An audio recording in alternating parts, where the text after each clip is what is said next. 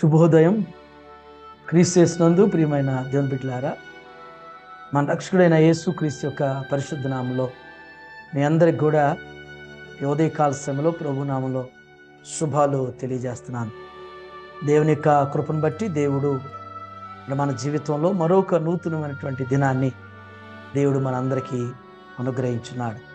ఈ దినం మన టిఎల్సి డైలీ బ్రెడ్లో దేవుని యొక్క వాక్యాన్ని చదువుకున్నాం.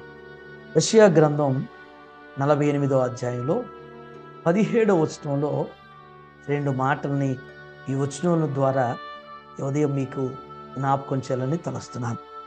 ఈ వచనంలో రెండు మాటలు ఏంటంటే, మొదటిది, దేవుడు నీకు ఉపదేశము చేయుదును. మొదటిది. రెండవది, నీవు నడవలసిన త్రోవ నిన్ను నడిపించుదును అని జ్ఞాపకం చేస్తున్నాడు. నీకు ఉపదేశము చేయుదును.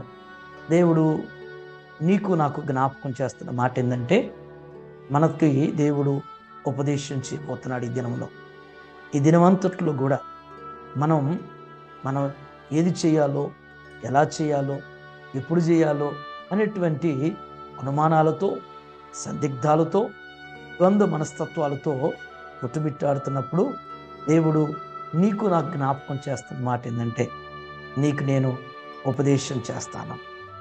ఏం చేయాలో, ఎలా చేయాలో అనేటువంటిది దేవుడు ఈ దినమంతట్లో కూడా చాలామందికి మరి వెళ్ళేటువంటి పరిసరాల్లో, ఉద్యోగం చేసేటువంటి స్థలంలో కావచ్చు, వ్యాపారం చేసేటువంటి ఆ పరిసరాల్లో కావచ్చు, మనం ఉండేటువంటి నివాసం చేసేటువంటి స్థలాల్లో మనం ఎవరితో ఎలా మాట్లాడాలో అనేటువంటిది అది భయంగా, మరి చాలా నాకు మాట్లాడటం చేత కాదు అని చెప్పేసి చాలామంది గిల్టీగా ఉంటూ ఉంటారు.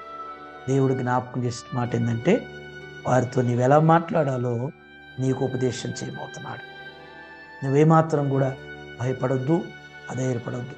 బైబిల్ గ్రంథంలో గమనిస్తే నిర్గమాకాండంలో మోషేని దేవుడు పిలిచి, నీవు ఇశ్రాయేల్ని విడిపించడానికి నాయకుడిగా మరి ఫరో ఎదుటికి వెళ్ళాలి అన్నప్పుడు మోషే అంటాడు, నేను నోటి మాంద్యం గలవాడను అంటాడు. నేను నత్తివాడను, నేను మోగవాడు, నేను మాట్లాడలేని వాడను, నాకు ధైర్యం కూడా లేదు అనేటువంటిది నా భావం కలిగినటువంటి మాటలు మోషే వ్యక్తపరుస్తాడు. దేవుడు మోషేతో అంటాడు, నేను నీకు నోటికి తోడుగా ఉంటానంటాడు. నీవు వెళ్ళు, నేను నీకు ఉపదేశం చేస్తానని.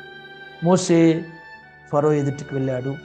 ఫరో ఎదుట మాట్లాడి ధైర్యంగా మరి తన ఇశ్రాయేల్ ప్రజల్ని మరి ఐగుప్తు నుంచి విడిపించగలిగాడు, తీసుకురాగలిగాడు. కాబట్టి దేవుని బిడ్డలారా, ఈ ఉదయం నీకు కూడా దేవుడు ఆ విధంగానే ఉపదేశం చేయబోతున్నాడు.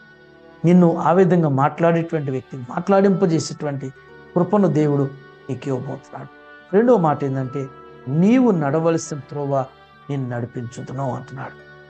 నీవు నడవలసినటువంటి త్రోవ, ఏ త్రోవలో నడవాలో, ఆ త్రోవ ఎలా ఉండిద్దో మనకు తెలియదు. ఇప్పటికి కూడా మన జీవితంలో ముందుకు వెళ్ళాలంటే, నేను ఈ మార్గం గుండా వెళితే, ఈ పని చేస్తే నేను విజయం పొందుతానో లేదో, నాకు మేలు కలిగిద్దో లేదో, నాకు నెమ్మది కలుగుతుందో లేదో అనేటువంటి సందిగ్ధాలతో ముందుకు వెళ్ళటానికి ఆలోచిస్తుంటారు.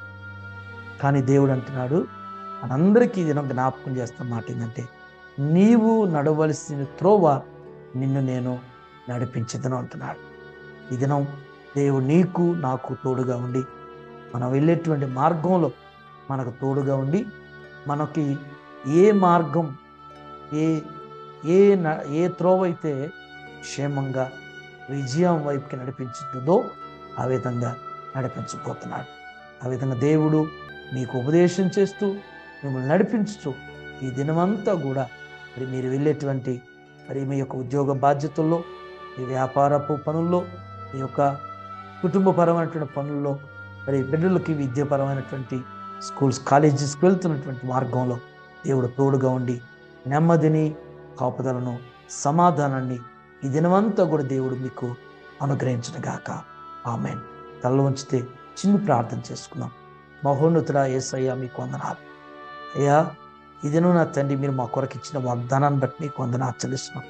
నిజమే ప్రభువా, మీ లేఖనంలో ప్రవక్త ద్వారా మీరు జ్ఞాపకం చేసినట్లుగా నేను నీకు ఉపదేశం చేస్తాను మీరు సెలవిచ్చారు. దేవా, మీ ఉపదేశం మాకు మేలు కలిగేటువంటిది. మీ ఉపదేశం ద్వారా నాయన మేము నెమ్మదిపరచగలుగుతాం. మేము ధైర్యంగా మేము పరిస్థితుల్లో నాయన నిలబడగలిగి మాట్లాడగలుగుతాం.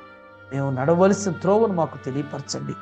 ఆ త్రోవలో మీరు మాకు తోడుగా ఉండి నాయన, మరి ముఖ్యంగా ఈ దినమంతా నేను మీ బిడ్డలకి తోడైండి నడిపిస్తూ బలపరచమని యేసు నామములో ఈ ప్రార్థన మీకు సమర్పించున్నాను తండ్రి. ఆమేన్.